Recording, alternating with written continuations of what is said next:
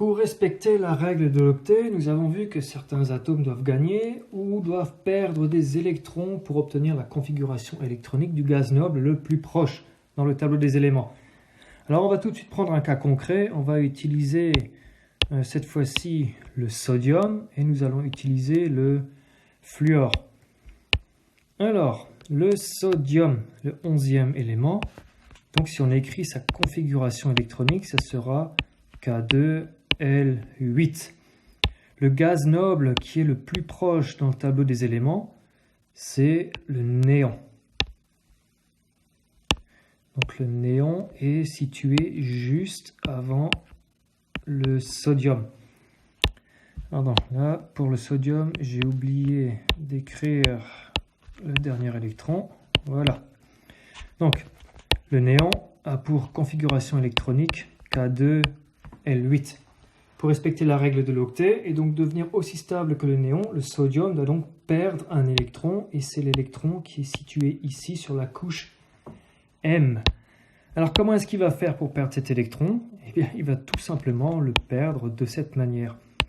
Le sodium va ici perdre un électron, mais s'il perd un électron, il doit devenir sodium plus ici, parce qu'il y a toujours 11 protons dans le noyau, mais il n'y aura plus que 10 électrons qui vont tourner autour. Et donc cette fois-ci, si on écrit la configuration électronique de l'ion Na+, ce sera K2L8. K2L8, et on remarque que cette fois-ci, c'est exactement la même configuration électronique que celle du néon. Ce qui fait que l'ion sodium plus est devenu extrêmement stable. On va s'occuper maintenant du fluor. On voit que le fluor ici est situé juste avant le néon. Et la configuration électronique du fluor est celle-ci. Donc K2L7. On voit qu'il manque un électron pour obtenir L8. Donc ce fluor ici va devoir gagner un électron. Et il va le gagner de cette manière-là. Donc le fluor étant le 9e élément, il a 9 protons, mais cette fois-ci il va obtenir 10 électrons en tout, ce qui fait que ça va devenir F-. Donc l'anion F-. Sa configuration électronique, cette fois-ci, ce sera K2L8. Donc exactement la même configuration électronique que celle du néon. Et on remarque cette fois-ci que le fluor- et l'ion Na+ ont la même configuration électronique. Mais il faut faire attention parce que ce n'est pas le même élément. Ce sont deux éléments différents, mais sous forme ionique, donc qui auront obtenu la même configuration électronique. Ils sont cette fois-ci tous les deux parfaitement stables, l'un en ayant perdu un électron, ici, et l'autre en ayant gagné un électron. Mais alors ces électrons ne peuvent pas se promener n'importe où comme ça dans la nature. Il s'avère en fait que l'électron qui est gagné par le fluor, c'est en fait l'électron qui a été perdu par le sodium. Ces deux-là, c'est exactement le même électron. Donc finalement, on pourrait résumer la réaction chimique qui s'est passée de cette manière-là. Le fluor va gagner un électron pour devenir F-. Le sodium va perdre un électron pour devenir Na+. Ces deux électrons-là étant les mêmes, on peut faire ici la somme des deux termes, des deux différentes équations. Ce qui nous donnera fluor plus électron, donc la première ligne, plus sodium, la deuxième ligne, qui va donner F- de la première ligne, et de la deuxième ligne, Na+, plus électron. Alors on avait dit que c'est le même électron, mais en plus on se rend compte en écrivant l'équation globale qu'on a un électron à gauche, un électron à droite. Dans une équation chimique, quand on a le même terme à gauche et à droite, on peut les éliminer.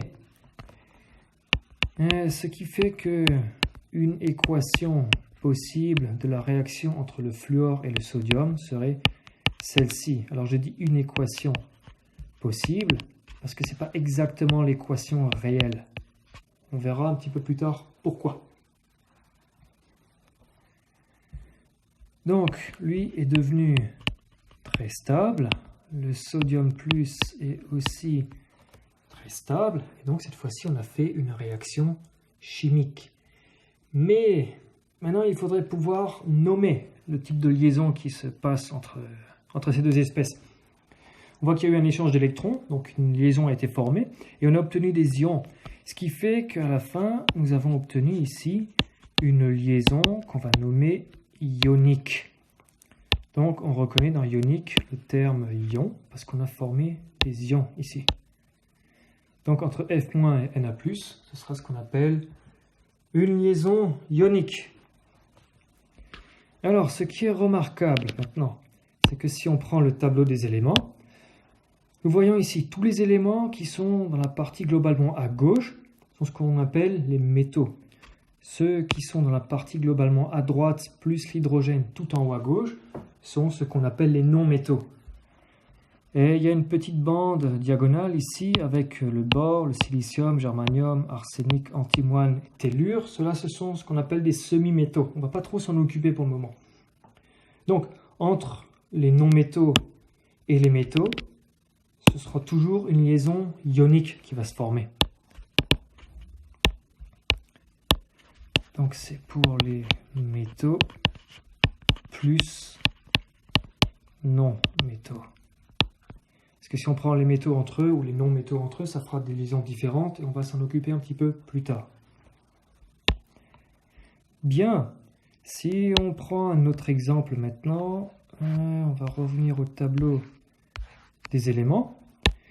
Par exemple, nous allons considérer le magnésium et l'oxygène.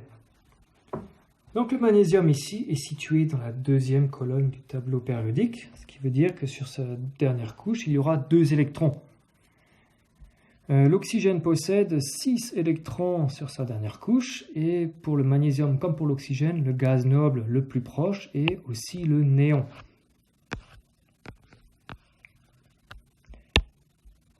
Donc, pour l'oxygène, sa configuration électronique c'est K2L6, il doit gagner 2 électrons, ce qui fait que ça va donner un ion O2-. Sa configuration sera K2L8. On voit qu'on obtient 8 électrons sur la dernière couche. On a atteint l'octet, donc l'oxygène est parfaitement stable. Le magnésium. Le magnésium est le 12e élément. Sa configuration est donc K2L8M2. Il va perdre les 2 électrons de la couche M pour devenir l'ion, cette fois-ci, Mg2+. Et donc sa configuration sera K2L8, parfaitement stable, parce qu'il y a 8 électrons sur la dernière couche. Donc on se rend compte que le magnésium et l'oxygène, sous forme d'ion, tous les deux vont tenir la même configuration électronique. Mais attention, je répète encore une fois, ça ne veut pas dire que ça devient le même élément. Ils ont juste le même nombre d'électrons qui vont leur tourner autour. Et donc pour écrire la réaction globale, donc le magnésium ici va perdre 2 électrons. L'oxygène, lui, va en gagner 2 pour donner O2-. Et il faut encore une fois garder à l'esprit que les 2 électrons qui sont perdus par le magnésium et les 2 électrons qui sont gagnés par l'oxygène, ce sont les mêmes électrons. Ce qui fait qu'on peut faire la somme de ces 2 équations ici. Ça va nous donner magnésium plus oxygène plus 2 électrons va donner Mg2+, plus, j'ai oublié l'électron, plus 2 électrons plus O2-. Nous avons le même électron à gauche et à droite, ce qui fait qu'à la fin, nous allons obtenir l'équation de ce qu'il s'est passé. Donc magnésium plus oxygène va donner Mg2+, plus O2-. Donc nous voyons qu'il n'y a aucune charge électrique à gauche. À droite, il y a 2 charges positives et 2 charges négatives qui vont s'annuler. Globalement, ça fera une charge qui sera égale à 0 aussi. Le même nombre de charges électriques à gauche et à droite de l'équation, ce qui fait que l'équation fonctionne, ça marche. Et attention, je vais mettre ici des guillemets parce que ce n'est pas exactement l'équation réelle. C'est juste une simplification encore de la réalité. Donc le magnésium de plus et l'oxygène de moins vont être associés sous forme de liaison ionique. Ce sont des charges électriques opposées, elles vont donc s'attirer. Donc je vais par exemple symboliser le magnésium en jaune, ça, et je symboliserai l'oxygène en rouge. Donc ici nous aurons deux charges négatives et là nous aurons deux charges positives. Donc le magnésium sera déposé ainsi et l'oxygène sera là. Il y a une interaction électrostatique entre les deux, ils vont s'attirer. Il y aura aussi dans l'organisation de la matière ici deux charges. Ici ce sont des charges positives et là ce sont des charges négatives. Voilà, maintenant c'est juste. Ici nous avons deux charges positives pour le magnésium et là nous aurons deux charges négatives pour l'oxygène. Donc je vais représenter en vert les forces d'attraction et je vais représenter en rouge la répulsion. Les charges de même signe vont se repousser. Donc ici, les deux oxygènes se repoussent et les deux magnésiums se repoussent aussi. Mais par contre, les charges de signe opposé, elles vont s'attirer. Donc on voit que ici, l'ion oxygène va attirer l'ion magnésium. Ici, l'ion magnésium va attirer l'ion oxygène. De même pour là et de même pour ici. On se rend compte alors que, après la réaction, il y aura plus d'attraction que de répulsion entre les différents ions. Ce qui fait que globalement, tout ceci sera stable. Et ils formeront tous ensemble des liaisons ioniques. Et tous ces ions seront organisés alors en ce qu'on appelle un réseau ionique.